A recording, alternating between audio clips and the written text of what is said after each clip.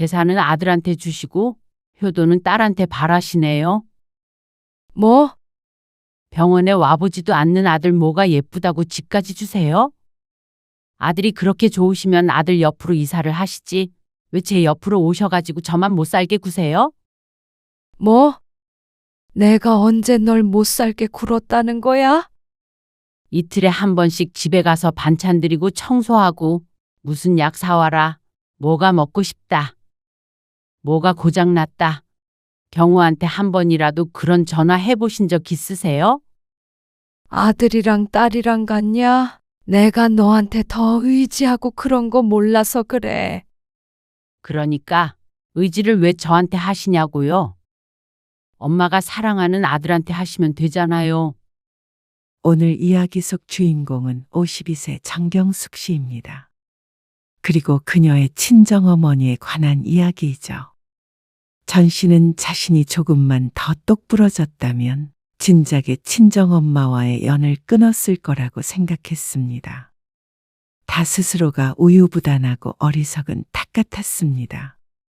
부모 자식 관계는 끊을 수 없다고 여기고 이만큼이나 연을 이어오고 있었던 것만 보아도 알 수 있었습니다. 그러니까 이제 정신을 차려야겠죠. 온갖 자빌부터 시작해서 병수발까지 모든 굳은 일들은 딸인 전 씨의 몫이었습니다. 그런데 친정어머니가 가진 모든 재산은 당연히 아들 몫이었습니다. 본인의 입으론 아들, 딸 차별 없이 사랑한다고 하지만 행동은 정반대였습니다. 끝까지 딸이라는 이유로 차별받는 전 씨만이 그 서름을 알았습니다. 재산은 아들인 남동생에게 주고 효도는 딸에게 받겠다는 친정엄마에게 전 씨도 더 이상은 책임감을 느끼지 않기로 했습니다. 아무리 부모 자식 사이라고 하더라도 일방적이고 건강하지 못한 관계였습니다. 전 씨의 결핍이 만들어낸 환상 같은 관계였죠. 이제는 그 환상에서 깨어날 차례였습니다. 전 씨는 대학교에 다니는 딸이 하나가 있었습니다. 아직 독립전이라 남편과 셋이 살고 있었죠. 전 씨는 쭉 맞벌이를 했기 때문에 딸이 대학에 갔어도 하루가 늘 바빴습니다. 그런데 3년 전에 친정어머니가 전 씨 근처로 이사를 오게 되면서 전 씨의 일상은 좀 더 정신이 없어졌습니다. 너희 집 옆에 아파트에 전세 나왔더라. 그래요? 그걸 엄마가 어떻게 알아요? 거기로 이사하려고 알아봤지. 다음 달에 그리로 간다. 친정엄마의 갑작스러운 말에 전 씨가 놀란 눈을 했습니다. 너도 매번 이렇게 오기가 힘들잖냐? 친정엄마가 사는 단독주택과 전 씨의 집은 차 타고 1시간이 조금 걸리는 거리였습니다. 그녀의 말대로 매번 왔다 갔다 하기는 쉬운 곳은 아니었습니다. 상의는 없었고 통보에 가까웠습니다. 그런데 어머니가 본인의 집을 이사하겠다는데 전 씨가 이래라 저래라 할 입장이 아니었습니다. 그리고 나쁘지 않은 결정이라고 생각하기도 했습니다. 혼자 사는 친정엄마를 들여다보러 오늘처럼 주기적으로 방문해야 했으니 말이죠. 그게 너한테도 좋겠지? 너희 동네가 병원도 가깝고 살긴 더 좋잖아. 나도 말년에 자식 근처에 살고 싶어. 그렇게 하세요. 그래서 일주일에 한 번씩 보던 친정엄마를 적어도 이틀에 한 번씩 보게 되었습니다. 걸어서도 갈 수 있는 위치였기 때문에 친정엄마도 전 씨에게 연락하거나 부르는 횟수가 늘었죠. 토요일 오전, 전 씨는 회사에 안 나가는 날인데도 불구하고 일찍 눈을 떴습니다. 전날 회식이 있었던 탓에 몸이 천근만근이었습니다. 하지만 새벽부터 울려대는 휴대폰에 더는 자지 못하고 몸을 일으켜야 했습니다. 벌써 일어났어? 오늘도 장모님 댁가? 응. 금방 다녀올게요. 가끔은 처남한테도 말해보지 그래. 바쁘대. 그리고 엄마가 이런 일에 아들 부르는 거 봤어요? 전 씨는 가볍게 말했지만 뒤돌아 쓴웃음을 지었습니다. 그리고 지난번에 경우도 엄마 문제로 올케랑 싸웠대잖아요.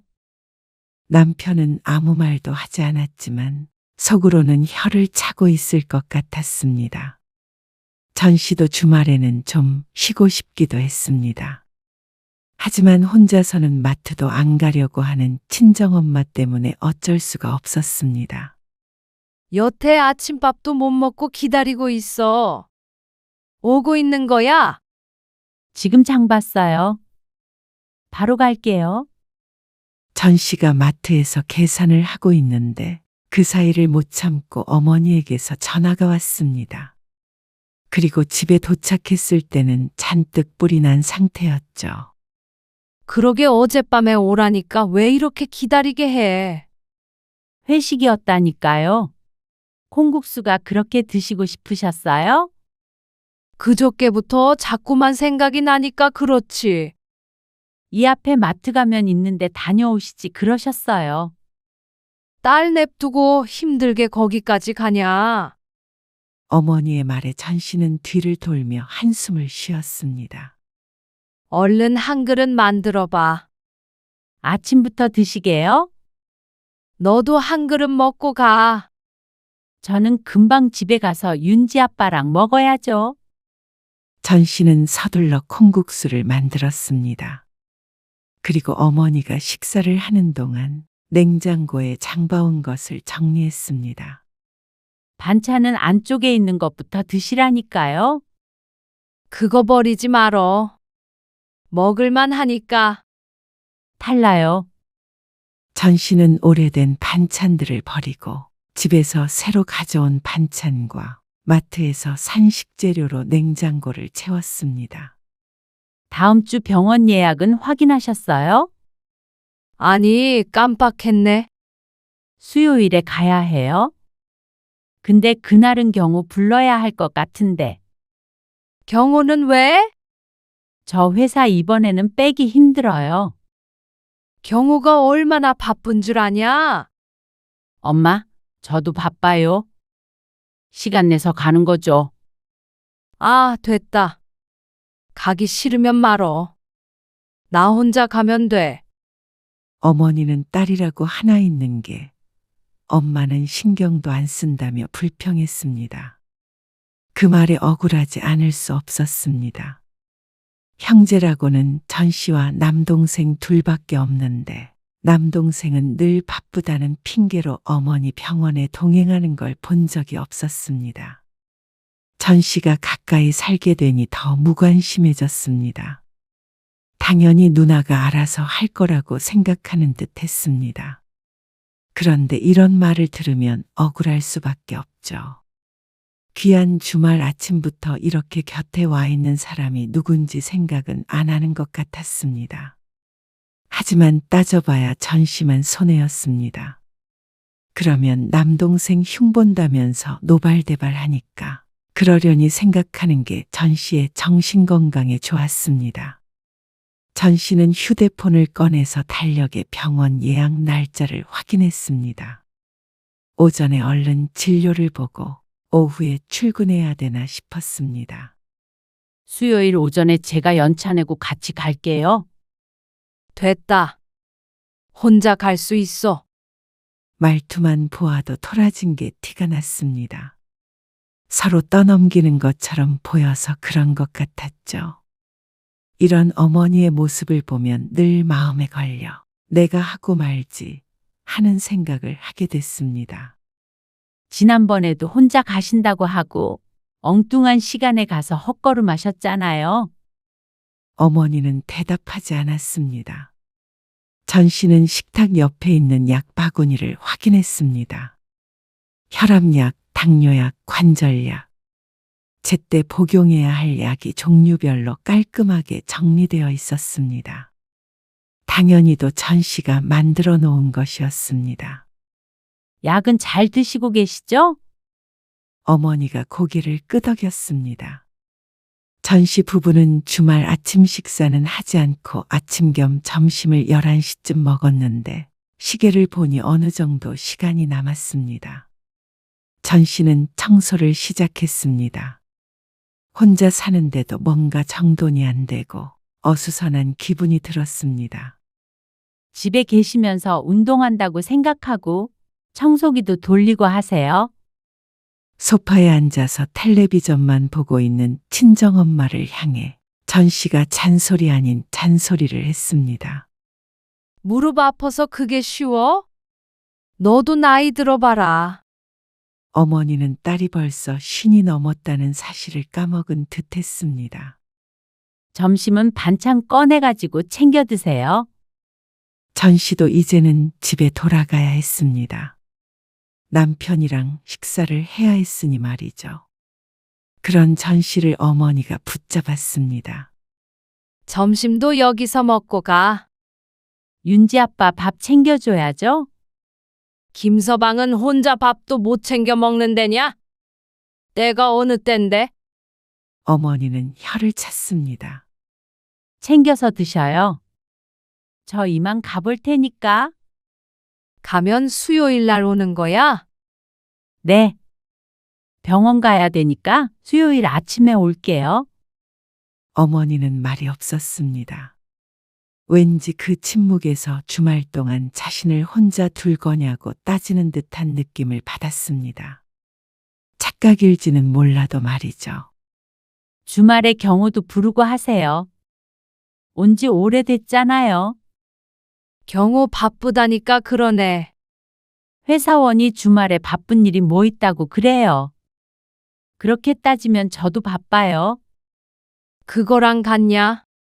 남자가 큰일 하는데 이런 자질구레한 일까지 신경 쓰게 하면 안 돼. 자질구레한 일. 전 씨는 그 말을 곱씹었습니다. 그러면 자신은 왜 매일같이 이런 자질구레한 일을 하고 있는지 몰랐습니다. 둘 다 똑같이 회사를 다니고 있는데 어째서 전 씨와 남동생이 다르다는 것인지. 전 씨는 혼자서 작게 고개를 저었습니다. 어머니의 이런 점은 익히 알고 있었습니다. 늘 말로는 아들, 딸 똑같이 생각한다고 하지만 무의식 중에 본심이 나오곤 했죠. 그리고 경호가 엄마 신경은 쓰냐? 너나 되니까 이렇게 오지. 그러니까 딸 하나가 열 아들 안 부럽대잖아. 마무리도 늘 똑같은 레파토리였습니다. 저 이만 가볼게요. 그리고 다음 주에는 와서 열무김치 좀 담가줘라. 지난번에 네가 사온 건 맛이 없어. 네, 알겠어요. 어머니 집을 나와 엘리베이터를 기다리며 전 씨는 깊은 한숨을 쉬었습니다. 집에 돌아오니 남편이 소파에 기대 앉아 있었습니다. 왔어? 장모님 잘 계시지? 잘 계시지? 전 씨는 이제서야 부부가 먹을 식사를 준비했습니다. 그 와중에도 친정엄마에게서 전화가 2번 왔습니다. 뭐가 어디 있느냐 묻는 전화 하나, 어디가 아프니 병원 가면 거기도 검사해야겠다는 전화 하나. 장모님은 딸 안 낳으셨으면 어쩔 뻔했어. 그러게. 전 씨는 벌써부터 지치는 기분이었습니다. 앞으로 몇 년을 더 일해야 하는 것인지 몰랐습니다. 짧으면 슬플 것이고 길면 긴 대로 슬플 것 같았습니다. 나이든 부모를 돌보는 자식들의 마음이 다 같지 않을까 싶었습니다. 그러던 어느 날이었습니다. 일요일 오후였습니다. 어머니 집을 청소하던 전 씨는 텔레비전 밑에 서랍장에서 부동산 로고가 찍힌 갈색 봉투를 발견했습니다. 이게 뭐지? 전 씨가 봉투를 열어서 안에 들어있는 종이를 꺼냈습니다.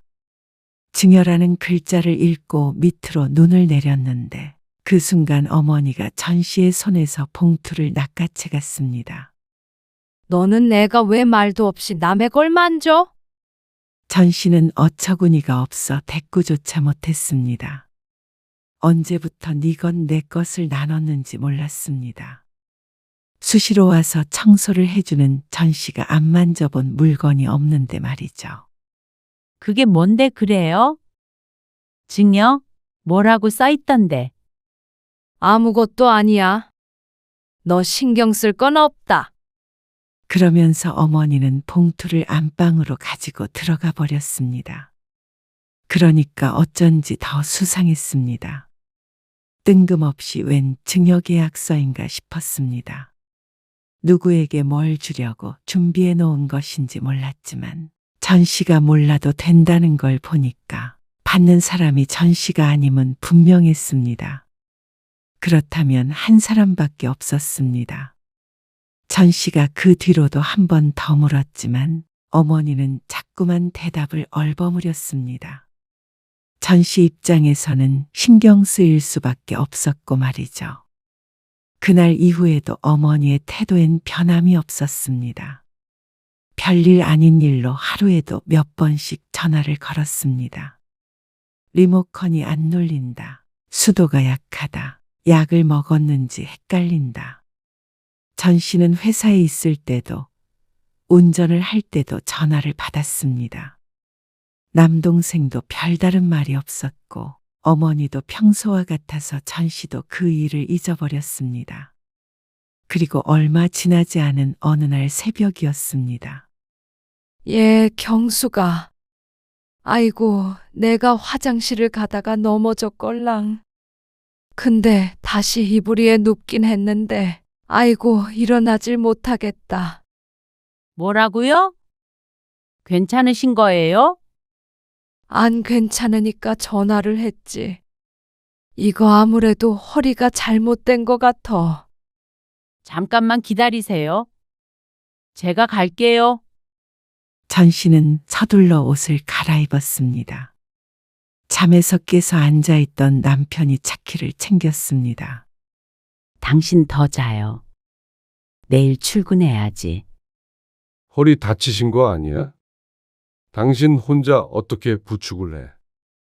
남편이 전 씨를 따라 나섰습니다.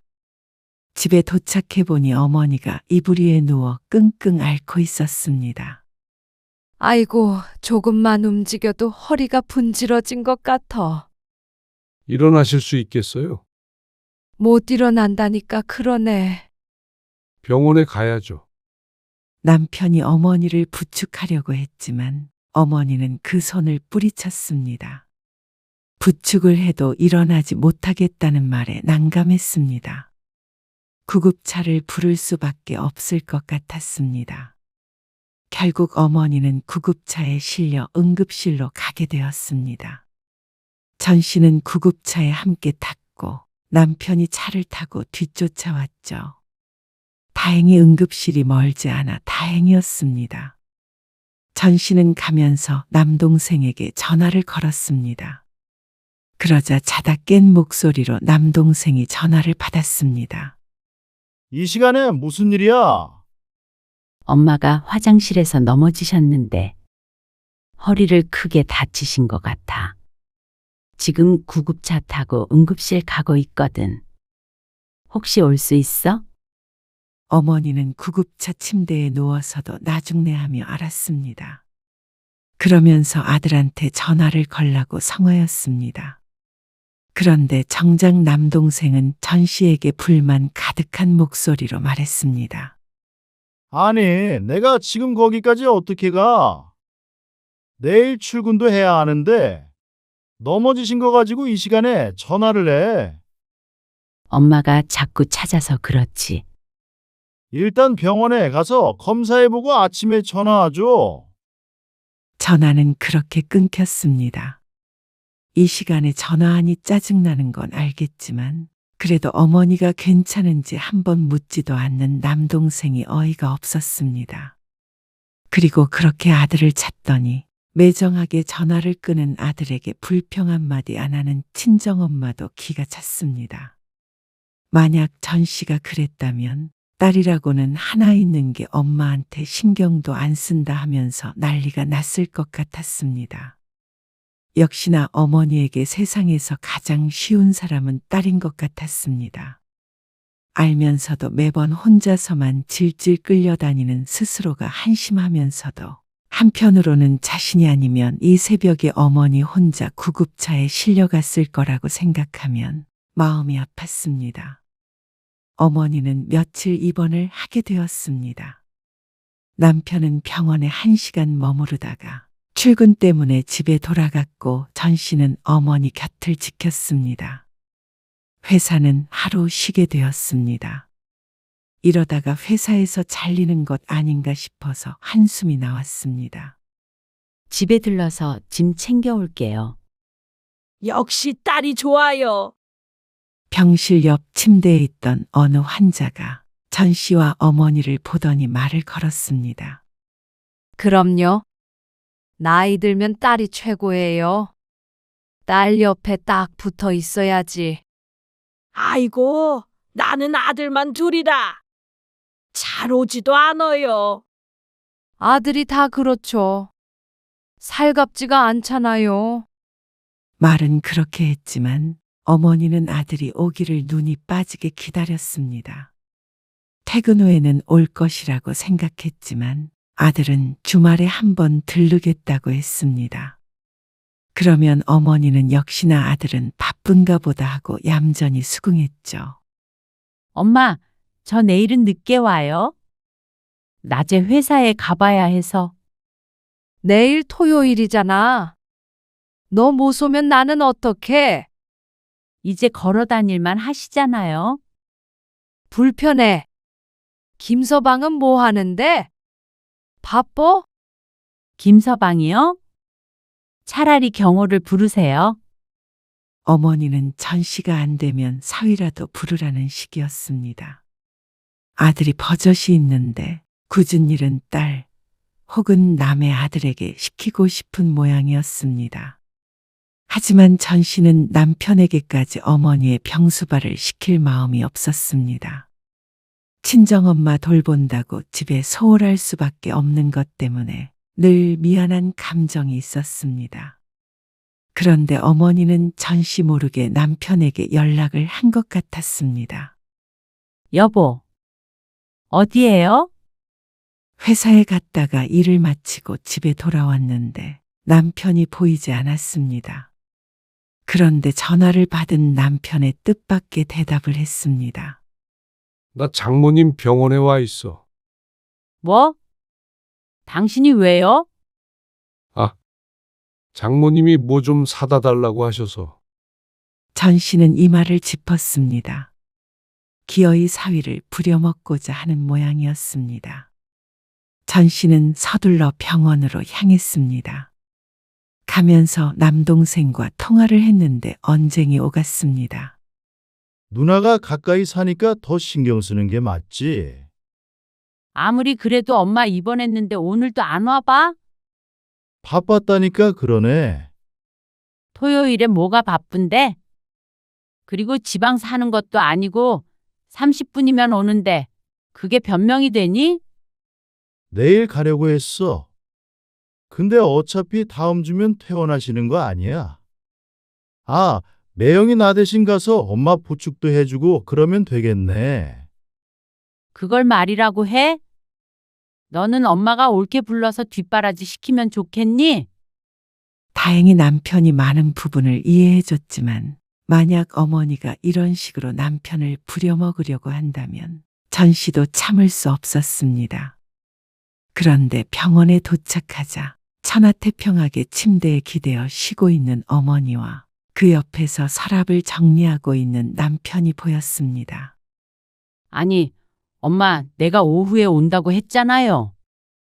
김서방은 왜 부른 거예요? 너 바쁘다고 하니까.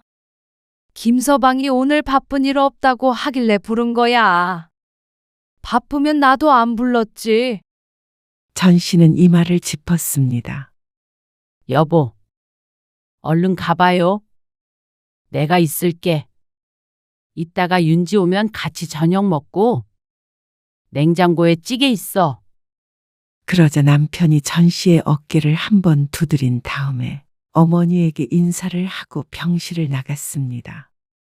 그리고 남편이 완전히 보이지 않게 되자 전 씨가 어머니에게 핀잔했습니다.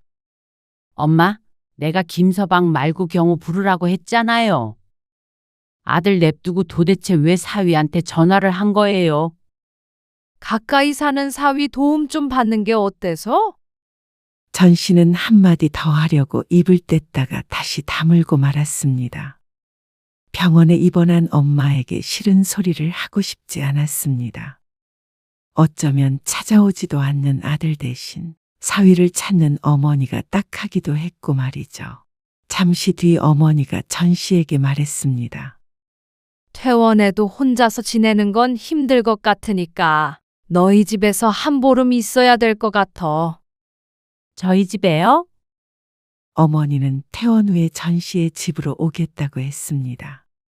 하지만 전 씨 혼자 결정할 일은 아니었습니다. 어차피 낮에는 집에 아무도 없어서 돌봐드릴 사람도 없어요. 윤지도 없냐? 윤지도 학교 가죠? 그리고 윤지가 제일 늦게 들어와요? 차라리 보름 정도만 낮에 간병인을 쓰는 게 낫겠어요. 아이고, 돈 들게 무슨 간병인이야. 그냥 너희 집에서 좀 쉰다고 생각하면 돼. 일일이 부축해 줄 필요도 없어. 너도 왔다 갔다 하는 것보다 그게 덜 피곤할 거 아니야. 김서방한테도 물어봐야죠. 장모가 아픈데 싫다고 하면 그게 잘못된 거지. 어머니는 막무가내였습니다. 전 씨는 또다시 한숨을 목구멍 안으로 밀어넣어야 했습니다. 너 아니면 날 누가 챙기냐? 경호 그놈 봐라. 한 번 오지도 않는 거. 역시 딸이 최고야. 늙어서 딸 없는 사람들은 불쌍하지. 일단 퇴원할 때 되면 그때 다시 얘기해요. 상태 괜찮으면 굳이 그럴 필요 없잖아요. 전 씨는 차마 남편에게 친정엄마를 보름이나 모시고 있자고 말할 수가 없었습니다. 남편은 한 번도 시집 식구 일로 전 씨를 속썩인 적이 없었고 항상 우리 가정이 우선이었습니다. 그런 남편에게 자꾸만 친정엄마 문제로 신경 쓰이게 하는 것 같아서 마음이 불편했습니다. 화장실 갈 테니까 부축 좀 해라. 어머니의 말에 전 씨는 침대로 다가갔습니다. 어머니는 딸이 최고라고 하는데 딸로 태어난 것이 잘못이었습니다. 아들로 태어난 남동생은 이런 일 한 번 안 하고도 불평 한마디 안 들으니 말이죠. 그러다 해가 졌을 때쯤이었습니다. 전 씨도 이만 돌아가 봐야 했습니다. 남편과 통화를 하기 위해서 병실을 나섰다가 5분쯤 뒤에 돌아왔는데 어머니가 누군가와 통화를 하고 있었습니다. 그래. 퇴원하면은 같이 가서 등기만 이전하면 돼. 그래. 병원에는 언제 올 거야? 못 와? 알았다. 괜찮아. 네 누나 있잖아. 그래. 경호예요? 전 씨가 다가가 말을 걸자 어머니는 화들짝 놀라며 휴대폰을 침대 위로 떨어뜨렸습니다. 그러더니 휴대폰에다 대고 서둘러 말했습니다. 이만 끊자. 누나 왔다. 근데 등기 이전은 무슨 말이에요? 전에 살던 집 아직 정리 안 된 거예요? 이사한 지가 한참인데 당연히 그 부분은 정리하고 왔을 거라고 생각했습니다. 그게 왜 궁금해? 그런데 어머니의 반응이 이상했습니다. 아니, 경호랑 등기 이전 얘기를 하길래. 궁금해서 그렇죠. 등기 이전은 무슨? 네가 잘못 들었겠지. 잘못 들었다고요? 그럴 리가 없었습니다. 그러다가 지난번에 어머니 집에서 봤던 서류가 생각이 났습니다. 증여라는 단어가 적혀 있는 것만 보았는데 거기에다가 등기 이전을 같이 가서 한다면 바보가 아니라도 일이 어떻게 되어가고 있는지 알 수 있었습니다. 엄마, 그 집 경호 주기로 하셨어요? 그러자 어머니가 고개를 저었습니다. 그게 무슨 말이야? 너는 아까부터 도대체 무슨 말을 하고 있는 거니? 어머니는 발뺌했습니다. 하지만 연기와는 거리가 멀었습니다. 뜨끔한 표정이 모든 걸 말해주고 있었습니다. 엄마, 진짜 그런 거예요? 아니, 그것도 왜 거짓말까지 하면서. 그러자 어머니가 표정을 달리했습니다.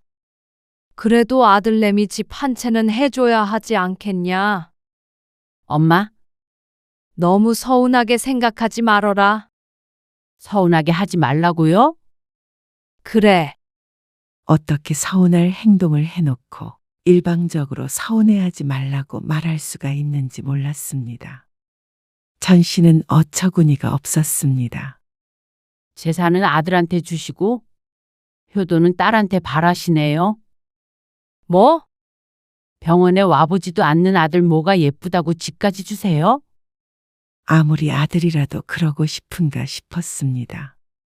전 씨는 자식이 딸 하나밖에 없지만 만약 여럿이었다면 자신에게 잘하는 자식에게 더 마음이 갈 것 같았습니다.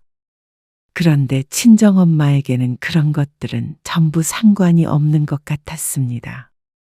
그저 아들이기만 하면 되는 모양이었습니다. 여태까지 그렇게 살아왔던 것처럼 말이죠. 같은 시대에 살고 있는 사람이 맞나 싶었습니다. 아들이 그렇게 좋으시면 아들 옆으로 이사를 하시지.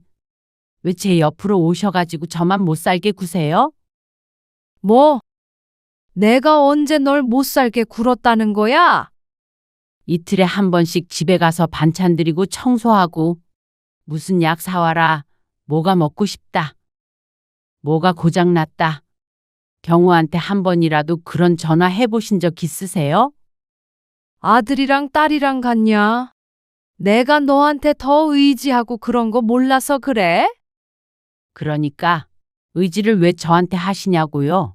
엄마가 모든 걸 다 주고 싶은 사랑하는 아들한테 하시면 되잖아요. 그러자 어머니는 말이 없었습니다. 병원에도 경우 보고 오라고 하세요. 전 씨는 배신감을 느꼈습니다. 글쎄 어머니의 재산이 탐나서라고 하기엔 그 집이 전혀 아쉽지 않았습니다. 전 씨 부부도 오래 직장 생활을 하면서 경제적으로는 크게 부족하다고 여기지 않았습니다. 물론 돈이라는 게 더 많다고 싫지는 않겠지만 말이죠. 그리고 남동생네도 마찬가지였습니다. 다들 먹고 살 만큼 제 앞가림 할 수 있을 만큼 살았습니다. 그런데 이렇게 화가 나는 이유는 하나였습니다. 어머니의 마음이 그곳에 가 있다는 것이 견디기 힘들었습니다. 그렇다면 차라리 전 씨를 거들떠도 안 봤다면 진작에 발길을 끊었을 텐데 어머니의 몸은 마음과는 다르게 늘 전 씨의 옆에 있었습니다. 마음 따로 몸 따로. 딸은 고생을 해도 되고 귀한 아들은 좋은 것만 주고 싶은 어머니의 심정이 눈에 보이는 것 같았습니다. 왜 아들에게만 집을 주시냐 악을 쓰고 소리치고 싶기도 했고 그냥 여기서 조용히 연을 끝내고 싶기도 했습니다. 전 씨도 어떻게 하고 싶은지 몰랐습니다. 전 씨는 어머니에게 최선을 다했습니다. 아버지가 돌아가시기 전부터 그 후까지 장녀인 자신이 어머니를 끝까지 책임져야 한다고 생각했던 것 같았습니다. 하나밖에 없는 부모를 전 씨는 사랑했습니다. 그러니까 그동안 섭섭하고 서러운 일이 있어도 다시는 보지 말자 소리가 쉽게 나오지 않았던 것이었겠죠. 전 씨의 50평생에 다 열거하기도 힘든 일들이 있었습니다. 남동생과 차별해서 서글펐던 기억들도 한자리를 차지했죠. 그럼에도 모든 걸 묻어두고 살고 있는데 어머니는 그런 전 씨를 가만히 두질 않았습니다. 끝까지 그 마음을 배신했죠. 내가 딸이라고는 너밖에 없는데? 그깟 돈 몇 푼 때문에 엄마 가슴에 대못을 박아야겠니? 하지만 어머니에게는 끝까지 부족한 딸이었던 것 같았습니다. 퇴원하면 저희 집에 오지 말고 엄마 가슴에 대못 안 박는 아들에게 가세요. 이런 매정한 기집애, 그렇게 말하면 누가 무서워할 줄 알고 그래? 전 씨는 짐을 챙겨 집으로 돌아와 버렸습니다. 그러자 남동생에게서 전화가 왔죠. 누나, 엄마한테 뭐라고 한 거야? 나한테 전화해가지고 병원으로 오라고 난리야. 그럼 가면 되잖아. 뭐가 바쁘다고 병원 한 번도 못 가? 누나 있는데 뭐 하러 나까지 가? 앉아있을 데도 없을 텐데. 주는 건 받는데 도리는 안 하겠다 이거지. 참 대단한 심보다. 전 씨의 말의 순간 침묵이 흘렀습니다. 언제까지 숨기려고 했던 것인지 몰랐습니다.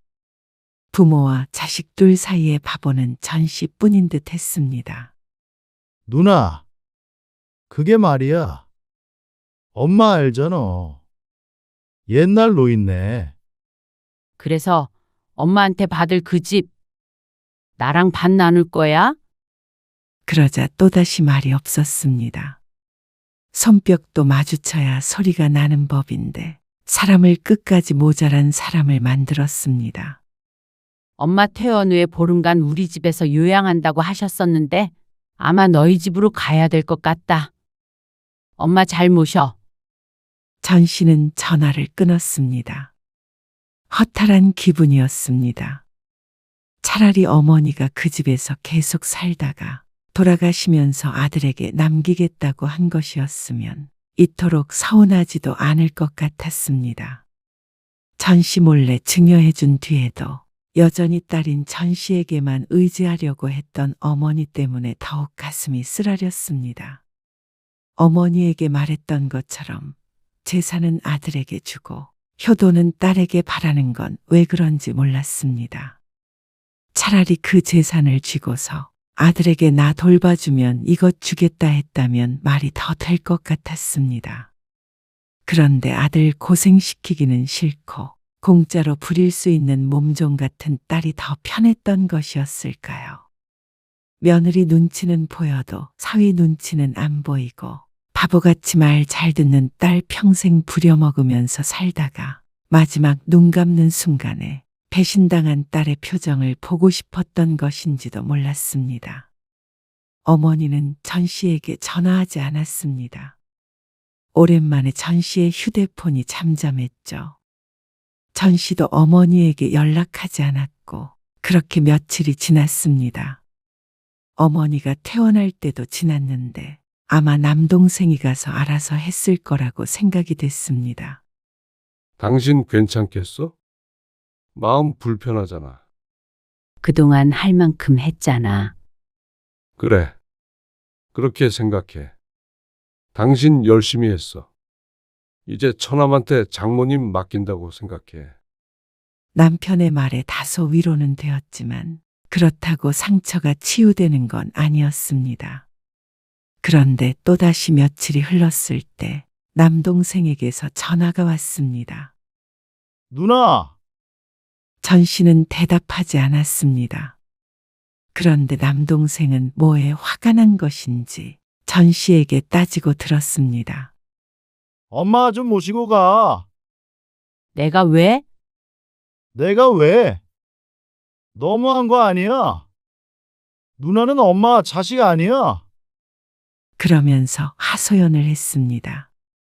애도 아니고 하나하나 옆에서 챙겨줘야 하느냐고.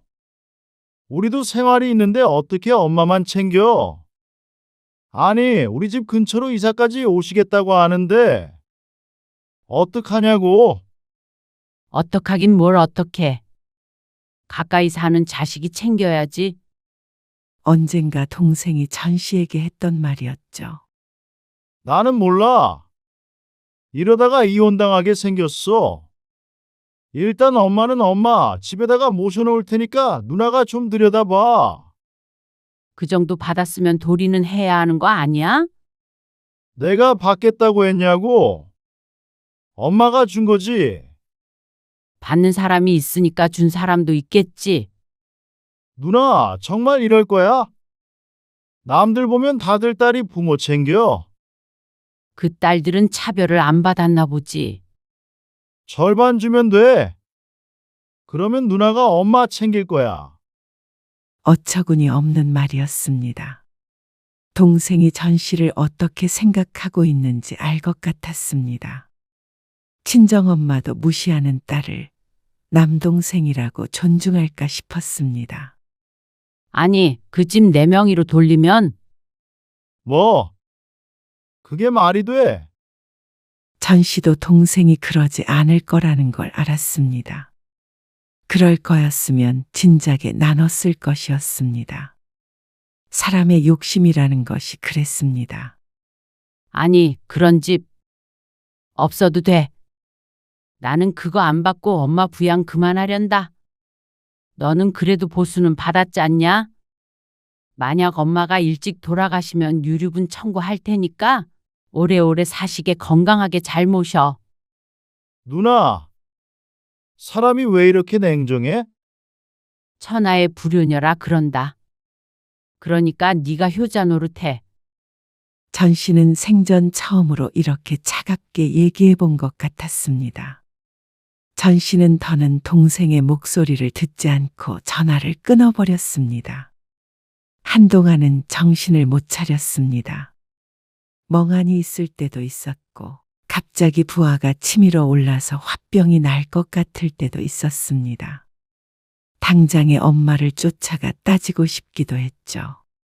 그동안 그렇게 부려먹고 아들에게만 홀랑 집을 줘버리고 싶냐고 삿대질하며 소리 지르고 싶었습니다. 하지만 그게 다 무슨 소용인가 싶었습니다. 이미 지나간 시간들은 돈 따위로 보상받을 수가 없었습니다. 이제 와서 그 집을 전부 전 씨에게 주겠다고 해도 다시는 친정엄마에게 돌아가고 싶지 않았습니다. 그동안 엄마를 위해 쏟았던 모든 것들은 자식으로서의 마지막 도리라고 생각하고 싶었습니다. 최선을 다했기에 앞으로 죄책감을 느끼지 않을 수 있을 것 같았습니다. 그래서 전 씨는 곧 풀을 털어버릴 수 있었습니다.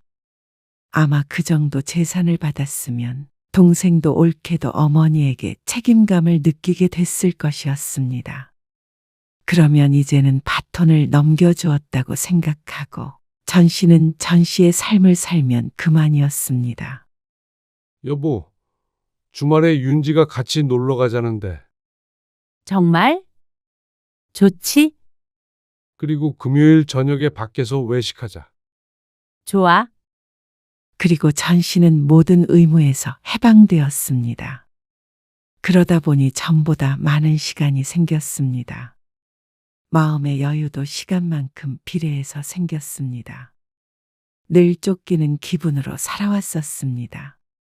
오늘은 엄마한테 가봐야 하는데, 내일은 엄마 병원 가는 날인데, 주말에는 가서 김치 담가야 하는데, 친정엄마와 관련된 모든 것들이 순식간에 사라지다 보니까 사람이 남는 시간이 이렇게 많았구나 하고 느꼈습니다. 그 시간에 남편과 시간을 보내고 졸업을 앞둔 딸과 여행도 가고 이제서야 온전한 내 삶을 사는 기분이었습니다. 차라리 그 집과 자유를 바꿨으니 어떻게 보면 저렴한 대가였다는 생각도 했습니다. 그런 생각을 하게 된 자신이 너무 불효녀처럼 느껴졌지만 그렇대도 이제는 아무 상관없었습니다. 그동안 전 씨가 친정엄마에게 목을 맸던 것은 다 마음의 병인 듯 했습니다. 효심이 깊거나 착해서가 아니라 엄마에게 인정받고 싶은 욕심 때문인 것 같았습니다.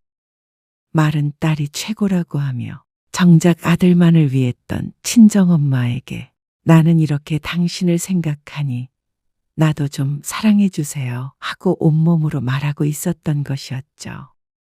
그러한 결핍을 준 사람에게서 채우려고 하니 구멍은 점점 커져만 갔습니다. 이제는 전 씨도 자신의 가정에서 나를 사랑해주는 사람들에게서 사랑을 찾았습니다. 그러니까 마음의 평안이 찾아왔습니다.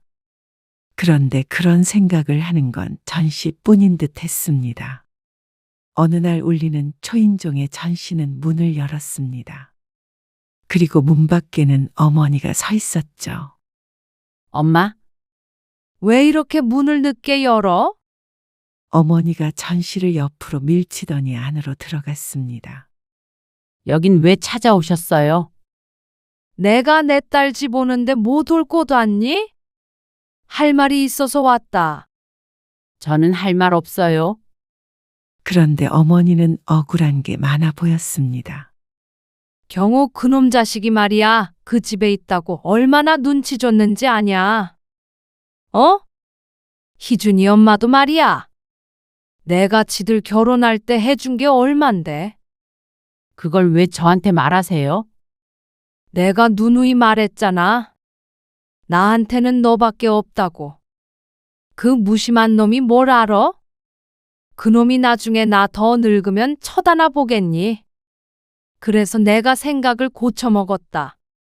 전씨는 아무런 대답도 하지 않았습니다. 전씨의 표정이 보이지 않는지 어머니는 여전히 자신의 할 말만 내뱉었습니다. 그 집 내가 너 줄게.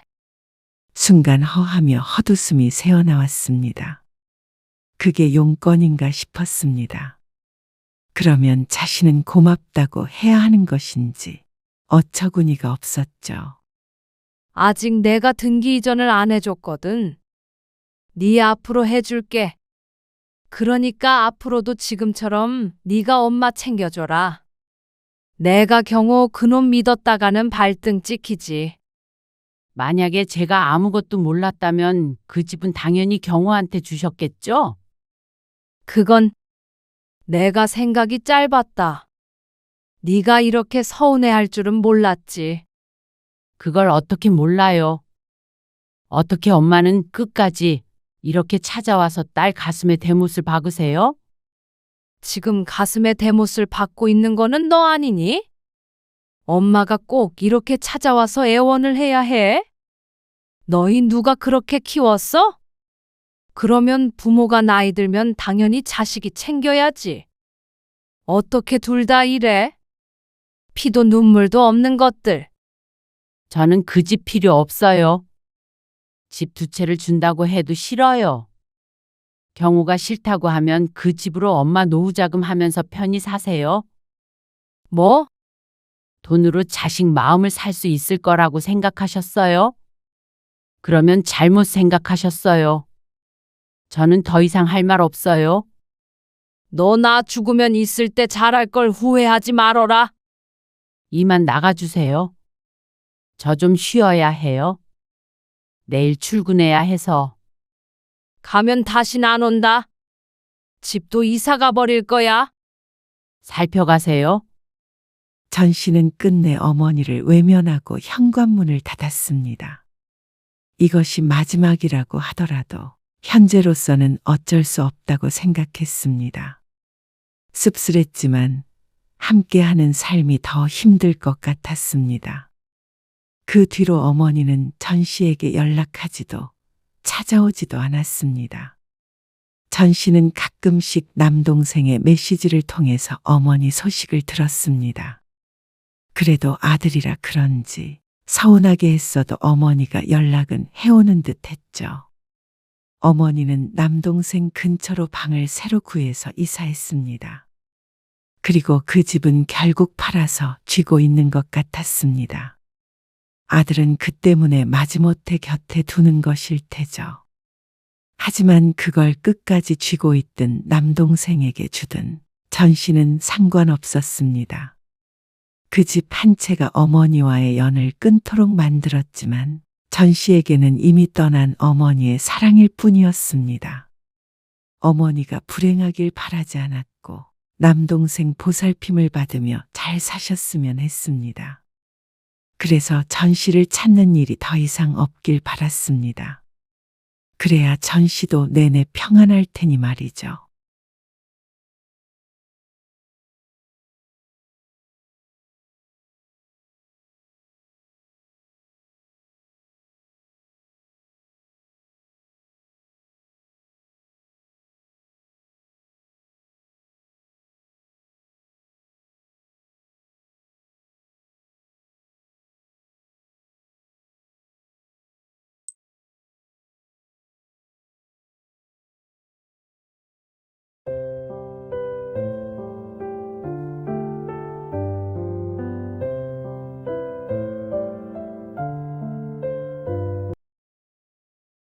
이게 뭐야?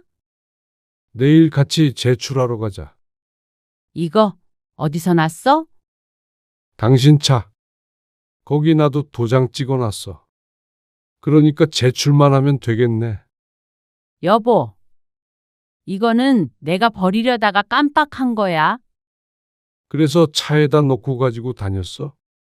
지난 몇 년간을? 그게 아니라 아니야. 아무래도 상관없어. 당신도 우리 가정을 유지할 의지가 없고, 이제는 나도 없어졌는데, 오늘 이야기 속 주인공은 58세 김대형 씨입니다. 그리고 그의 아내에 관한 이야기이죠. 김 씨는 종이 쪼가리 몇 장에 무너졌습니다. 아내와 김 씨의 이혼을 위한 서류였죠. 오래전에 작성되어서 몇 년간 보관돼 있던 것이었습니다. 그리고 김 씨는 그게 언제 작성된 것인지 알 것 같았습니다. 충동적으로 이혼 신청서만 작성한 것이 아니었습니다. 이혼하는데 필요한 대부분의 서류들이 함께 있었습니다. 아주 상세한 자료였습니다. 언제든지 김 씨에게 내밀었다면 빠르게 갈라설 수 있도록 말이죠. 김 씨는 큰 충격을 받았습니다. 수십 년을 함께한 부부 사이에 힘들고 서글픈 일이 하나도 없을 수는 없었습니다. 하지만 그렇다고 해서 모든 부부가 이혼을 하는 것은 아니었습니다. 김 씨도 아내와의 역경을 함께 이겨나가고 버텨내고 싶었습니다. 그래서 아내가 홧김에 서류를 준비했다가 잊고 있던 것뿐이라고 믿고 싶었습니다. 그런데 그게 아닌 것을 알게 된 이상 언제든 써먹을 수 있도록 소중히 보관하고 있었다는 걸 깨닫게 된 이상 김 씨는 아내와의 관계를 이어갈 수 없었습니다. 김 씨는 모두가 퇴근한 어두운 사무실에 홀로 앉아 생각에 잠겼습니다. 이미 다 식은 지 오래인 커피를 한 모금 마셨더니 쓴맛이 입안에 퍼졌지만 김 씨는 아무것도 느끼지 못하는 표정이었습니다. 거진 30년 가까이 되는 결혼 생활. 그동안 부부가 함께 겪었던 일들이 주마등처럼 스쳐 지나갔습니다. 그리고 그날 김 씨는 먼저 아내에게 이혼장을 내밀었죠. 김 씨는 20대의 아내를 만나 연애 결혼을 했습니다. 그리고 슬아에는 어여쁜 딸이 하나 있었습니다. 평범하지만 행복한 가정을 꾸렸다고 믿었습니다. 맞벌이를 해서 경제적으로는 여유가 있는 편이었고 부부 사이도 좋은 편이었습니다. 그런 부부에게 장인어른의 치매 진단은 갑작스러웠습니다. 아내는 늦둥이 막내딸이었는데 오래전 장인어른은 이혼을 하셨고 위로 둘 있는 형제들은 각자 먹고 살기 바빠서 그런 부모를 외면했습니다. 가장 예쁨을 받았던 막내딸이 책임져야 한다는 말이 오갔고 아내는 김 씨에게 아버지를 모시고 살겠다고 선언했습니다. 김 씨의 의견은 크게 반영되지 못했습니다. 우리 집이 아니면 오갈 데 없다며 당연히 모셔야 한다는 아내는 상의할 기회조차 주지 않았죠. 어린 딸이 걱정이었지만 그래도 부모를 봉양해야 한다는 것에 반대할 생각은 없었습니다. 하지만 장인어른의 상태는 악화되었습니다. 문을 열지 못해 밖으로 나가진 않았지만 화장실을 스스로 가지 못하게 되었고 사람을 알아보지 못했습니다. 여보, 집에 사람이 없는데 장인어른 혼자 저렇게 둘 수는 없어. 요양원에 모시거나 간병인이든 누구든 써야 할 것 같아. 그러자 아내는 고민했습니다. 아내도 둘 다 직장을 다니면서 치매 환자를 돌볼 수는 없다고 생각한 것 같았습니다. 그럼 내가 직장을 그만두고 집에 있을게. 직장을 그만둔다고?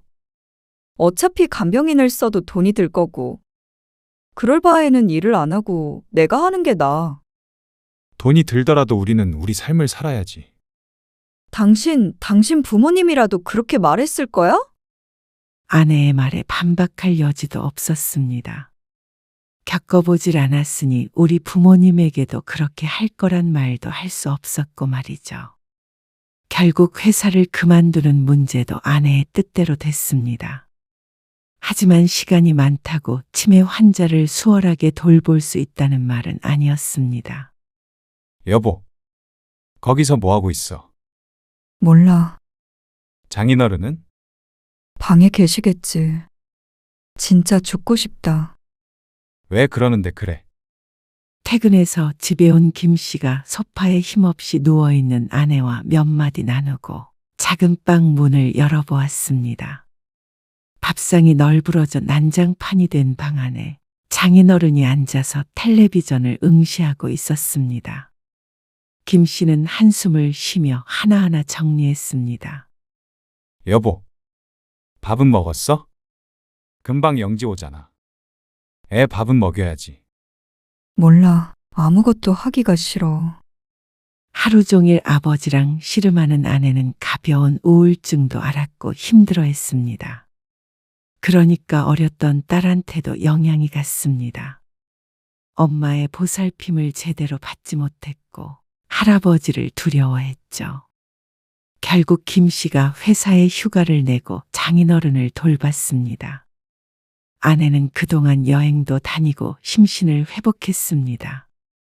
그래서 조금 괜찮아지긴 했지만 문제는 그 뒤였습니다. 여보, 오늘도 퇴근하고 바로 와야 해. 아빠 좀 챙겨줘. 나 오늘 회식이야. 회식은 안 가도 되는 거잖아. 회사 일도 아니고. 회식이 회사 일이지. 지난번에도 빠져서 눈치 보여. 그러면 나는 하루 종일 아빠 돌보고 저녁에 애 뒤치다꺼리도 하는데 당신은 회사에서 편히 일만 하면 끝이야. 아내의 날카로운 음성에 김 씨는 한숨을 애써 삼켰습니다. 김 씨가 지친 기색을 보이면 아내는 더욱 서운해했으니 말이죠. 그리고 주말도 마찬가지였습니다. 회사 일로 지친 몸을 이끌고 장인어른을 씻기고 산책시키고 식사하는 걸 지켜봤습니다. 김 씨도 서서히 무너져 내리는 기분이었죠. 그리고 그해 추석이 다가왔을 때의 일이었습니다. 여보, 이번 주말에 어머니 산소 벌초하러 가야 해. 그 말을 듣자마자 아내의 표정이 싸늘해졌습니다. 당신 보고 같이 가자는 소리 아니야. 나만 다녀올 거야. 형님 있잖아. 당신이 왜 가? 어떻게 형님 혼자서 하게 해? 왜 못해? 당신 그렇게 가버리면 나 혼자서 아빠를 어떻게 봐? 부축하려면 당신이 있어야지. 3시 전에는 돌아올게. 그러면 종일이나 마찬가지잖아. 돌아가신 분 산소 정리하는데 2식이나 필요해?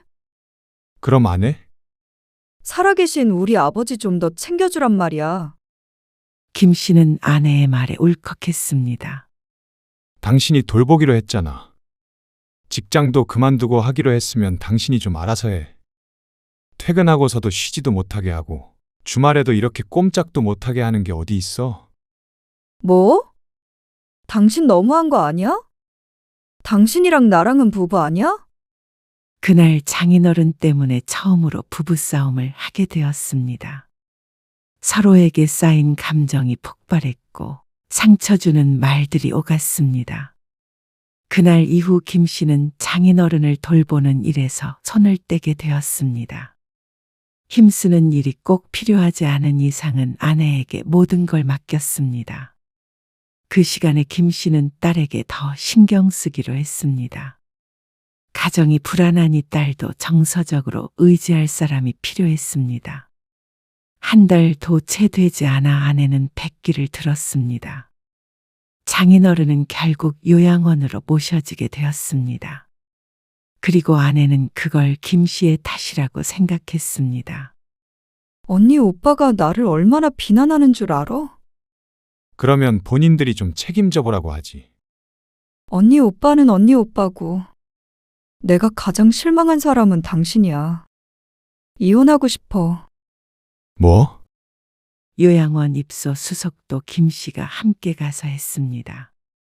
그런데 돌아오는 차 안에서 아내가 폭탄 발언을 한 것이었습니다. 당신처럼 냉혈한이랑은 못 살겠어. 김 씨는 가슴이 무너지는 기분이었습니다. 김 씨도 수개월 동안 많은 노력을 했습니다. 하지만 아내에겐 늘 부족했던 모양이었습니다. 하지만 그런다고 김 씨도 아내에게 동조할 수는 없었습니다. 우리 영지는 어떻게 하려고 이혼을 하자고 그래? 당신이 키우든 내가 키우든 어쨌거나 나는 당신하고는 못 살 것 같아. 아버지를 버리게 만들었잖아. 버린 게 아니라 전문적인 돌봄을 받으시는 거잖아. 여보, 그러지 마. 우리 영지한테 그런 상처를 줄 수는 없잖아. 아내는 대답을 하지 않고 집에 도착할 때까지도 말이 없었습니다. 김 씨 혼자만 안절부절하는 것 같았습니다. 그리고 그때부터 관계를 회복하려고 노력했습니다. 아내도 장인어른이 요양원에 들어가니 마음에 여유가 생겼는지 평소의 날카로움은 사라졌습니다. 마음이 편해지니까 자연스럽게 김 씨와의 관계도 나아졌습니다. 장인어른은 요양원에서 5년을 더 사셨습니다. 그리고 그 기간 동안 또 그 이후로도 종종 아내는 그날의 일을 꺼내기도 했습니다. 그러면 김 씨는 그저 침묵했죠. 김 씨는 평화로운 부부 생활을 하고 싶었습니다. 그리고 그렇게 지냈습니다. 표면적으로는 화목한 가정이었죠. 그렇게 서서히 나이 들어가는 것 아니겠나 싶었습니다. 그러다가 5, 6년 전쯤 회사가 어려웠을 때가 있었습니다. 거래처 부도로 연쇄적인 타격을 입었고 구조조정 소문이 돌기 시작했습니다. 김 씨는 간신히 자리를 유지했지만 연봉이 동결됐고 보너스도 사라졌습니다. 여보, 회사 상황이 안 좋아. 당분간 지출을 줄여야 할 것 같아. 그리고 굳이 이렇게 아내에게 말을 꺼낸 이유가 있었습니다. 장인어른이 돌아가신 뒤로 아내는 다시 일을 하지 않았습니다. 그동안 소홀했던 딸을 돌보겠다는 게 그 이유였고 김 씨도 동의했습니다. 그리고 딸이 대학에 입학하자 아내는 모든 것에서 해방된 듯이 바깥 활동을 하며 살았습니다. 집안일에는 소홀해지면서도 모임이 잦았고 취미도 많았습니다.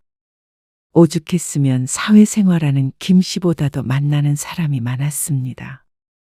걱정 마. 돈 안 드는 등산 같은 거나 할 테니까. 하지만 평일 주말 할 것 없이 외출을 하는데 지출이 많을 수밖에 없었습니다. 회사에서는 계속 압박이 왔습니다. 언제든 잘릴 수 있는 상황이었으니까 미래를 걱정하게 되었습니다. 아내는 태평했죠. 그러다 보니 김 씨도 가게 상황에 무관심한 아내에게 서운할 수밖에 없었습니다. 여보, 당신 지난번 모임에서도 카드를 28만 원을 긁었어.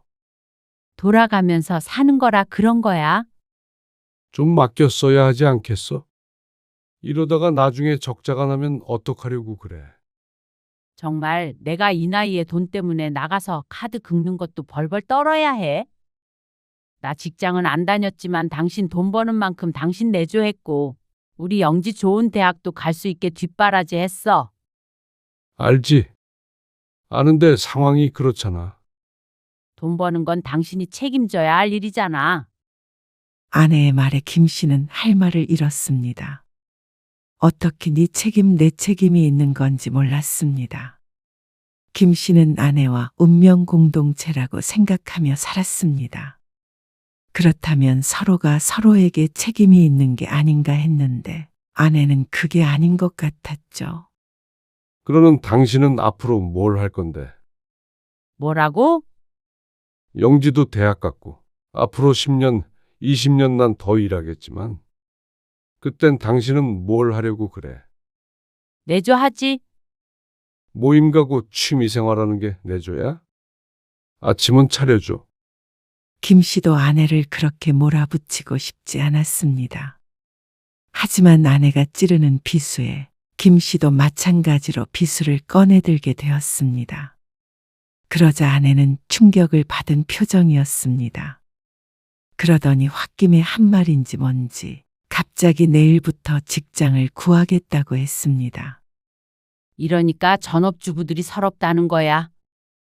내가 더럽고 치사해서 돈 벌어올 테니까 대신 당신도 집안일 해. 그리고 아내는 다음 날부터 정말로 구직 활동을 시작했습니다. 그리고 운 좋게도 작은 사무실의 업무 보조직으로 취직했습니다. 알고 지내던 지인으로부터 소개받은 자리였으니 가능했던 일이었습니다. 경력이 단절된 다른 주부들과는 사뭇 다른 재취업이었습니다. 곱게 화장하고 말끔한 옷을 입고 회사에 다니니 아내는 활기가 생긴 것 같았습니다. 그리고 아내도 일을 하게 되니 김 씨도 좀 더 적극적으로 집안일을 분담했습니다. 매일 출퇴근하며 고생하는 아내가 어쩐지 짠하게 느껴지기도 했습니다. 여보, 나 오늘 회사에서 무슨 일이 있었는지 알아? 무슨 일? 같은 생활 패턴이 되니 오히려 부부 사이가 더 가까워진 기분이었습니다. 아내도 돈을 버니까 보람이 있다는 말도 했고 출퇴근을 하니까 오히려 재밌다고도 했습니다. 출퇴근을 한다며 중고로 작은 차도 구입했습니다. 이제는 그 정도 여유가 있을 거라며 말이죠. 그러던 어느 날 저녁, 김 씨는 퇴근 후에 서재에 있다가 거실로 나왔습니다. 텔레비전을 보고 있을 줄 알았던 아내가 보이지 않았습니다. 욕실로 들어가는데 건너편에 있는 안방에서 아내의 목소리가 흘러나왔습니다. 아니, 진짜 설레서 미치겠어. 눈 마주치면 심장이 떨린다니까. 그러면서 깔깔 웃는 아내. 누군가와 통화를 하고 있는 것 같았지만 김 씨는 대수롭지 않게 생각했습니다. 아내가 드라마를 좋아하니까 당연히 배우 이야기를 하는 것이라고 생각했죠. 하지만 며칠 후 아주 우연한 일로 보게 된 아내의 휴대폰 때문에 집안은 발칵 뒤집혔습니다. 아내가 딸과 통화를 하다가 딸이 김 씨를 바꿔달라기에 휴대폰을 건네고 화장실로 들어갔습니다. 딸과 간단히 통화를 하고 전화를 끊었는데 동시에 누군가에게서 메시지가 도착했습니다. 설비팀 이종학 씨. 이렇게 저장되어 있는 사람이라 당연히 회사 사람이겠거니 싶었는데 무심코 화면을 끄려고 했던 김 씨의 손이 멈췄습니다. 저녁 늦게 메시지 보내는 게 불편하다는 듯한 내용에 의아해서 홀린 듯 눌러보았죠. 그런데 아내와 나눈 대화를 읽으면 읽을수록 김 씨의 표정이 묘해졌습니다. 특별히 문제될 만한 내용은 없었지만 누가 보아도 김 씨의 아내가 남자에게 치근대는 것처럼 느껴졌습니다. 늘 아내가 먼저 메시지를 보냈고 밤 11시 넘어서 보내서 업무를 물어볼 때도 있었습니다. 그리고 불필요한 사적인 이야기를 꺼내기도 했습니다. 호감을 표하거나 만나자거나 하는 건 아니지만 상대방도 배우자가 있다면 충분히 불쾌할 수 있을 만한 내용이었습니다. 다행히 상대 남자가 그런 김 씨의 아내에게 방어적으로 대꾸를 하니까 대화가 길게 이어지진 않았습니다. 김 씨는 보는 사람도 없는데 얼굴이 다 화끈해지는 듯한 기분이었습니다. 그때 아내가 다시 방으로 들어왔습니다. 당신 뭐해? 남의 메시지를 왜 읽어? 아내가 휴대폰을 낚아채가며 인상을 썼습니다. 이게 뭐야? 이 시간에 회사 사람한테 메시지를 왜 보내? 김 씨가 묻자 아내는 오히려 당당했습니다. 뭐가 어때서? 회사 동료랑 업무 이야기 한 거잖아. 업무 얘기. 그 이모티콘들은 뭐야? 애교로 보일 만한 이모티콘들을 써가면서 보낼 이유가 있나 싶었습니다. 그냥 부드럽게 말하려고 한 거지. 왜 이래? 당신은 회사 여직원들이랑 대화 안 해? 안 해. 이 시간엔. 그리고 메시지 보내게 돼도 이런 식으로 추근되진 않지. 뭐, 축은? 정말 어이없네. 의처증 아니야? 아내의 목소리가 높아졌습니다. 나가서 돈 벌어오라고 그러더니 이제는 괜한 의심을 하네. 아내의 공격적인 말투에 김 씨는 할 말을 잃었습니다. 그러니까 더 의심이 될 수밖에 없었습니다. 아니, 의심하는 것이 아니었습니다. 남자는 김 씨의 아내에게 전혀 관심이 없어 보였으니까 말이죠. 그런데 김 씨가 말하는 건 아내의 태도였습니다. 그러자 지난번에 설레네 어쩌네 하며 통화했던 것이 생각났습니다. 당신 눈 마주치면 설렌다고 했던 사람이 설마 그 사람이야? 그러자 아내가 눈을 크게 떴습니다. 전곡을 찔린 것 같은 그 표정에 오히려 김 씨의 가슴이 찔린 것 같았습니다. 그러면 나가서 일하라고 하지 말든가? 그렇게 불안하면 아니, 내가 불안해서 하는 소리가 아니잖아. 당신이 메시지를 한번 읽어보라고. 누구나 그렇게 생각하지. 그러니까 왜 남의 메시지를 읽냐고? 내 사생활인데? 그 남자와의 메시지를 자신의 사생활이라고 표현했습니다. 선을 긋고 넘어오지 말라고 했습니다.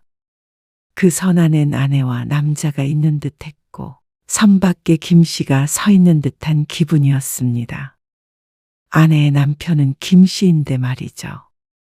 아마 김 씨가 누군가와 이런 메시지를 주고받았다면 당연히 아내도 이 정도 반응은 했을 것이었습니다. 아니, 누구라도 그랬을 것 같았습니다. 김 씨는 얼이 빠져서 서 있었습니다. 전의를 상실한 기분이었습니다. 하지만 아내는 멈추지 않았습니다. 솔직히 말해. 오랜만에 직장 나가니까 새롭고 좋아. 맨날 집에서 소뚜껑만 닫고 정육점 아저씨, 마트 아저씨, 과일 가게 아저씨들만 보다가 젊은 사람들이랑도 어울리니까 나도 젊어지는 것 같고 가끔 설레기도 해. 그게 죄야? 그렇다고 내가 따로 만나거나 한 적은 없어. 바람핀 것도 아니라고. 이게 무슨 소린가 싶었습니다.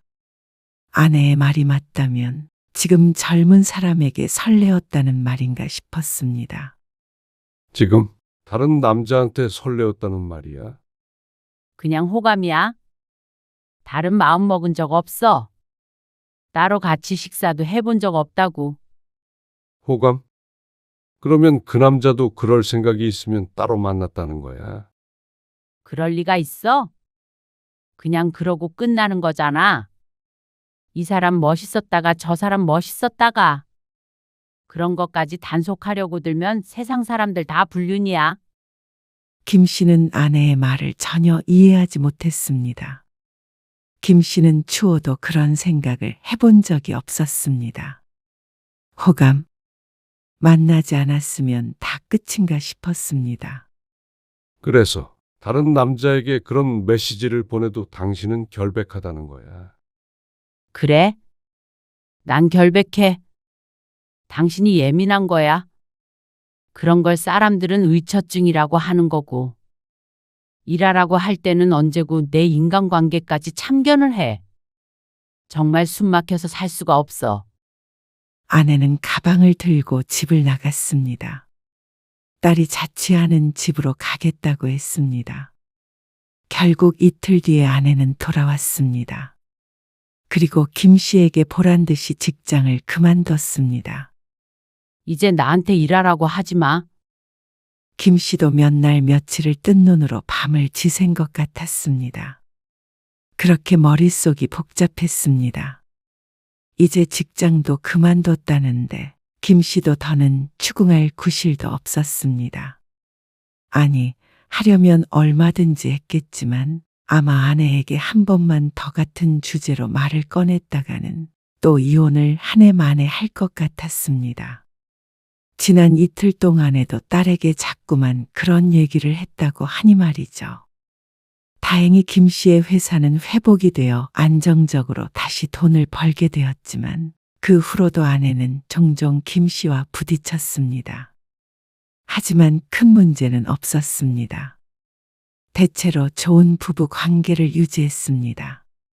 그러기 위해서는 김 씨도 많은 노력이 필요했습니다. 눈치도 늘었고 말이죠. 저기는 전부 평수가 작은 아파트지? 그럴 거야. 혼자 살기엔 딱 좋겠네. 뭐, 그냥 혼자 사는 사람들은 편하겠어? 아내는 꼭 혼자 살고 싶은 사람처럼 굴었습니다. 그날 이후로 이혼 얘기를 꺼낸 적은 없었고 부부 사이도 나쁘지 않았는데 희한한 일이었습니다. 아내는 스스로가 갱년기라서 그런다고 했습니다. 그럴 때면 김 씨도 지치는 기분이었습니다. 다른 부부도 이렇게 지지고 볶으며 사는가 보다 하며 살았습니다. 그러다가 김 씨의 차가 정비소에 들어간 날이었습니다. 김 씨는 늘 차를 써야 했고 급한 대로 아내의 소형차를 몰고 다녔습니다. 수년 전 중고차를 사고 직장을 그만뒀지만 그래도 종종 외출할 때는 차를 타고 다녔기에 처분하지 않았죠. 아이 휴지가 어디 있지? 운전을 하다가 물을 마시는데 방지턱을 넘으며 물이 옷으로 쏟아졌습니다. 김 씨가 차를 세우고 조수석 수납함을 열었습니다.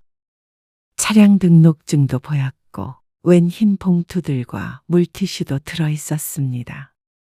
물을 물티슈로 닦을 수 없기에 더 안쪽을 보는데 반으로 접힌 서류 봉투가 보였습니다. 이게 뭐지? 무심코 펼쳐본 서류의 제목이 김 씨의 눈을 크게 트이게 했습니다. 이혼 신청서.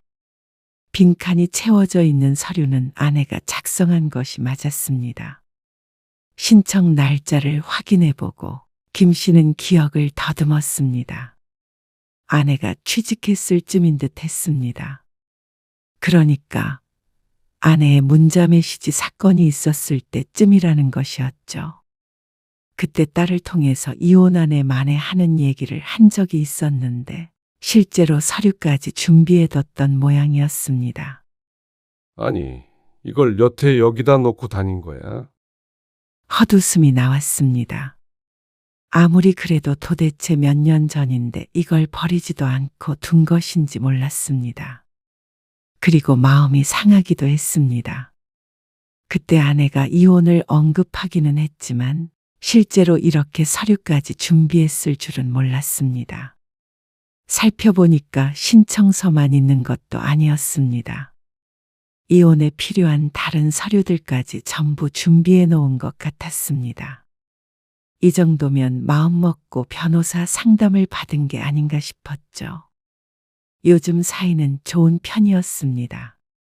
그리고 최근 것도 아니었고 미처 못 치우고 깜짝했으니 여기서 이렇게 묵히고 있는 것이겠지만 기분이 좋을 수가 없었습니다. 홧김에 이혼 도장 찍자는 것과는 다른 문제였습니다. 김 씨는 한숨을 푹 내쉬었습니다. 단 한 번도 김 씨의 입으로 이혼하잔 말을 해본 적은 없었습니다. 아무리 힘들고 괴로웠을 때도 말이죠. 부부가 결혼한 이상 이혼은 상상할 수도 없는 일이라고 생각했습니다. 그러니까 아내의 행동에 섭섭했죠. 김 씨는 다시 서류를 반으로 접어서 챙겨가려다가 문득 든 생각에 다시 서류를 펼쳐보았습니다. 정말로 잊어버리고 넣어둔 게 맞을까? 아내는 자주는 아니어도 차를 몰고 다녔고 이곳에 물티슈 같은 걸 넣어둔 걸 보니 서랍을 아예 안 열어보는 것도 아니었습니다. 그런데 이런 서류가 있다는 걸 몇 년 동안이나 모를 수가 있나 싶었죠. 김 씨는 결국 서류를 제자리에 돌려놓았습니다. 그리고 그날 저녁 김 씨가 아내에게 넌지시 말했습니다. 당신 세차한 지 오래됐지? 내가 세차해 줄게. 그래. 그러면 좋지. 그런데 다음 날 오전에 아내가 김 씨에게 말했습니다. 당신 차 언제 나오지? 내일. 그러면 오늘 내일은 버스 타고 가. 나도 차 써야 하거든. 그러니까 세차도 내가 할게. 아내는 굳이 청소를 자신이 하겠다고 했습니다. 그리고 그날 퇴근해서 보니 정말로 세차를 했는지 아주 깨끗해 보였습니다. 실내도 창을 통해서 슬쩍 보니까 깔끔했죠. 그리고 일주일 정도 지난 어느 날이었습니다. 주말이었는데 아내는 외출을 했고 집에 김 씨 혼자 있었죠. 김 씨는 아내의 차키를 챙겨서 주차장으로 향했습니다. 그리고 왠지 떨리는 손으로 조수석 서랍을 열어보았습니다. 그러고는 안심했습니다. 서류가 보이지 않았습니다. 역시나 청소를 하면서 버렸구나 싶었습니다. 그리고 아내에게 말하지 않고 확인해 본 스스로에게 실망했습니다. 그냥 대수롭지 않게 넘기지 못했나 싶어서 자신이 참 쪼잔한 사람이구나 싶었습니다. 그런데 집으로 돌아와서 아내의 옷장에서 그 서류를 발견하고는 모든 것이 무너지는 기분이었습니다. 빨래를 정리해서 넣어둘 데가 없어서 아내의 보조 옷장을 열었는데 그 구석에 숨겨지듯 놓여있는 서류를 김 씨는 잘못 보았다고 생각했습니다. 펼쳐보자 지난번에 확인했던 그 이혼 서류가 맞았습니다. 버리지 않고 가져온 것은 개인정보가 담겨 있기 때문이라고 치지만 이렇게 보관한 것은 변명의 여지가 없었습니다.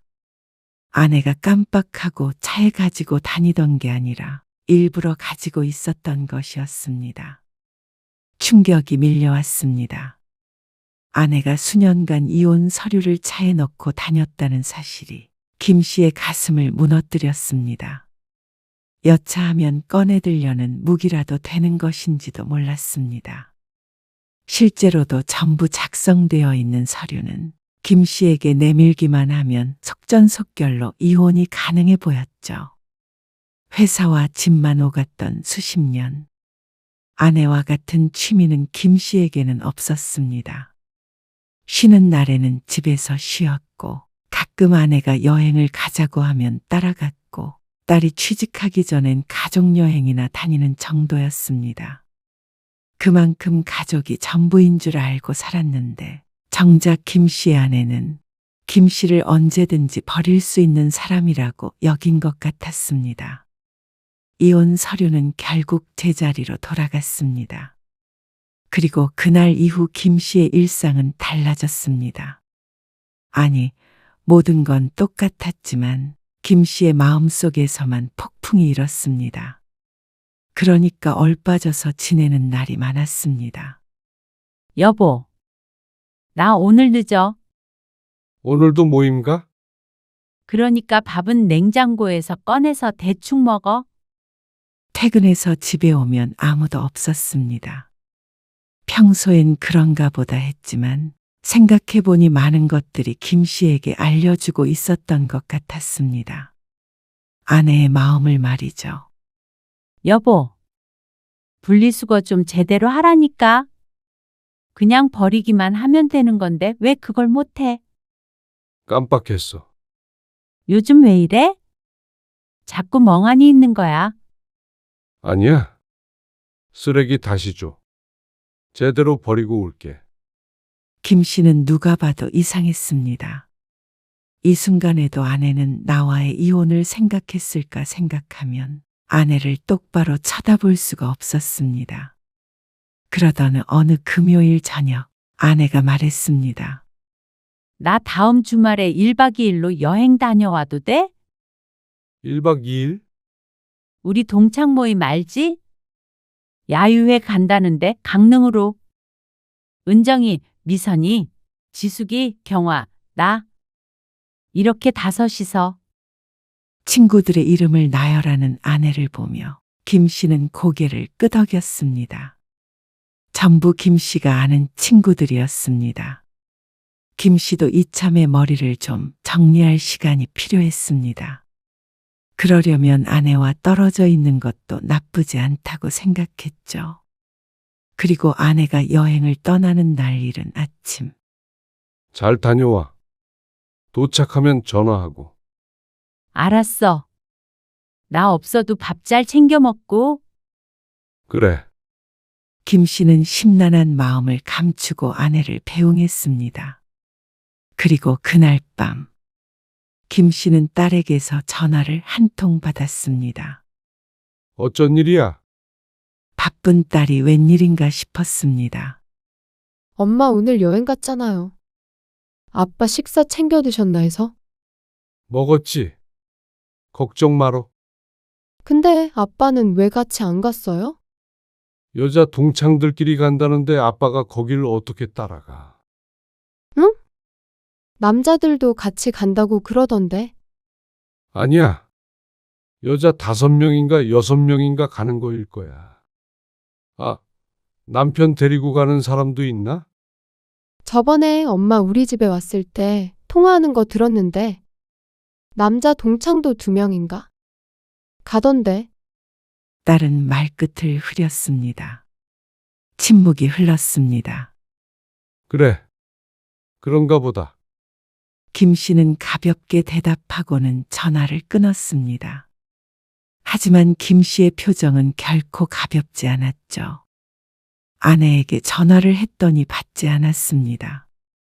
노느라 정신이 없는 건지 어쩐 건지 밤 늦게까지 다시 전화를 주지 않았고 메시지도 없었습니다. 김 씨는 아내의 연락을 1시까지 기다리다가 잠이 들었죠. 그리고 다음 날 김 씨는 아내가 돌아오길 기다렸습니다. 오후 5시가 넘어가서야 아내는 집에 돌아왔습니다. 여행 어땠어? 좋았어? 바다 보고 맛있는 것도 먹고. 친구들도 잘 있지? 응. 잘 있지? 오랜만에 여자들끼리 뭉쳐서 여행하니까 좋더라고. 태연하게 거짓말하는 모습에 김 씨는 아내에 대한 신뢰가 무너졌습니다. 더 이상 참을 수 없었습니다. 남자 동창도 있었다며. 그러자 아내가 눈을 동그랗게 떴습니다. 왜 거짓말했어? 그게 당신이 이렇게 나올까봐 그런 거지? 그 정필이랑 상훈이 아나? 그 친구들이야. 누구랑 갔는지 물어보는 게 아니잖아. 걔네는 그냥 동창이야. 괜히 남자들도 있다고 그러면 당신 오해할까봐 그런 거지? 설마 당신 이상한 오해하는 건 아니지? 오해하고 말고가 중요한 게 아니라 당신이 나를 속였다는 게 중요한 거지. 아니, 속이다니. 그런 거 아니야. 그리고 나는 하늘을 우러러 한 점 부끄럼 없어. 정말로 그랬다면 애초에 거짓말을 하지 않았겠지. 정말 당신 또 왜 이래? 사람을 왜 이렇게 숨막히게 해? 그런 거 아니라니까? 그냥 동창들끼리 여행한 것 뿐이야. 김 씨도 들어본 이름들이었습니다. 다들 가정도 있었습니다. 정말로 그렇게 여러 여자들과 남자 둘이 간 거라면 아무 일 없었을 가능성도 높겠죠. 그런데 김 씨에겐 아내가 외도를 했냐 안 했냐가 아니었습니다. 이런 상황에서 김 씨를 속이고 1박 2일 여행을 간 것 자체만으로도 김 씨가 아내에게 실망할 충분한 이유가 되었습니다. 본의 아니게 거짓말 한 건 미안한데. 당신이 생각하는 그런 거 아니니까 날 믿어. 김 씨는 대답하지 않았습니다. 대신 방에 들어가서 무언가 들고 나왔습니다. 이게 뭐야? 내일 같이 제출하러 가자. 아내는 김 씨가 내민 종이가 낯이 익었는지 얼굴에서 표정이 사라졌습니다. 이거 어디서 났어? 어디라고 해야 할까? 당신 옷장이라고 해야 되나? 아니면 당신 차라고 해야 하나? 그러자 아내는 어느 때보다도 놀란 눈치였습니다. 거기 나도 도장 찍어놨어. 그러니까 제출만 하면 되겠네. 여보, 이거는 내가 버리려다가 깜빡한 거야. 그래서 옷장에 고이 모셔뒀어? 차에다 숨겨두고? 그게 아니라 아니야. 아무래도 상관없어. 당신이 정말로 버리려고 했다가 실수로 못 버린 거라고 해도 이제는 상관없어. 그런 서류가 무슨 상관이야.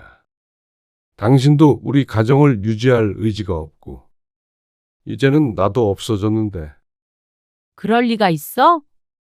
나는 이혼할 생각 없어. 나도 지쳤어. 당신도 혼자 살고 싶어 했잖아. 그럼 이제 각자 살자. 여보, 진심이야? 그래. 당신도 이제 원하는 대로 살아. 이렇게 답답한 남자 말고, 당신 설레는 남자를 만나든 하고 싶은 거 하고 살아. 김 씨의 목소리는 담담했습니다. 30년 가까이 지속된 결혼 생활을 정리하는 순간치고는 너무나 건조하고 조용했죠. 아내는 더는 붙잡지 않았습니다. 역시나 고민해오고 있었던 것은 틀림없는 모양이었습니다. 이혼 과정은 예상외로 순조로웠습니다. 서로 죽이네 살리네 하지도 않았고 울고불고 하는 막장 드라마 같은 이혼은 아니었습니다. 서로 할 말은 이미 다 했고 남은 건 사무적인 절차뿐이었습니다. 재산 분할도 깔끔하게 정리했습니다. 아파트는 팔아서 반으로 나누고 각자 작은 집을 구하기로 했습니다. 딸이 다 커서 다행이다 싶었습니다. 딸은 혹시나 자신 때문에 이혼하게 된 것은 아닌가 걱정했습니다. 하지만 그것은 아주 사소한 계기일 뿐이었습니다. 그리고 마침내 법원에서 나오는 순간 김 씨는 해방감과 허탈감을 동시에 느꼈습니다. 무거운 짐을 내려놓은 것 같기도 하고 오랫동안 끌어안고 있던 내 짐을 잃어버린 것 같기도 했죠. 그동안 고생했어. 김 씨의 말에 아내가 대답했습니다. 당신도. 그것이 마지막 대화였습니다. 김 씨는 회사 근처 원룸 오피스텔로 이사했습니다. 작지만 혼자 살기에는 충분했습니다. 퇴근 후 집에 오면 아무도 없었지만 예전과는 다른 기분이었습니다. 둘이 살 때는 외로우면서도 괴로웠지만 지금은 그냥 외롭기만 했습니다. 아내가 있는데도 외로운 것보단 혼자라서 외로운 게 낫구나 싶었습니다. 처음엔 혼자 된 삶에 적응하는데 급급해서 주위를 둘러보지 못했습니다. 하지만 모든 건 시간이 해결해 줬습니다. 김 씨는 처음으로 자신을 위한 시간을 가졌습니다. 아내가 했던 말처럼 자신이 참 답답하게 살아왔던 것 같았습니다. 이혼하고 2달쯤 지났을 때 김 씨는 직장 동료의 권유로 동호회에 가입해 등산을 시작했습니다. 건강하게 오래 살려면 무슨 운동이라도 해야 할 것 같았습니다. 하지만 또 산을 오르는 건 적성에 잘 맞지 않아서 걷기 동호회에 가입하기도 했죠. 그리고 잘 만나지 않고 살던 오랜 친구들도 만났습니다. 그리고 최근에는 요리 유튜브에 취미가 들려서 퇴근하는 길에 마트에 들러서 식재료를 사왔습니다. 혼자 먹는 밥이라도 맛있게 해 먹고 싶었습니다. 매 끼마다 내가 먹고 싶은 걸 먹으면 된다고 생각하니까 별로 힘들게 느껴지지 않았습니다. 요즘 얼굴 좋아 보이는데. 회사 동료가 말했습니다. 그래? 운동 시작해서 그런가? 김 씨는 웃으며 대답했습니다. 실제로 컨디션이 좋아졌습니다. 아내를 위해, 가족을 위해 쏟던 에너지를 이제는 자신을 위해 온전히 쓸 수 있었습니다. 그런 거 보면 아내뿐이 아니었던 것 같았습니다.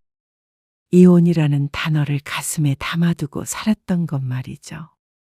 아내는 그걸 종이로 들고 다녔지만 김 씨는 마음에 있으니 스스로도 깨닫지 못했던 것 같았습니다.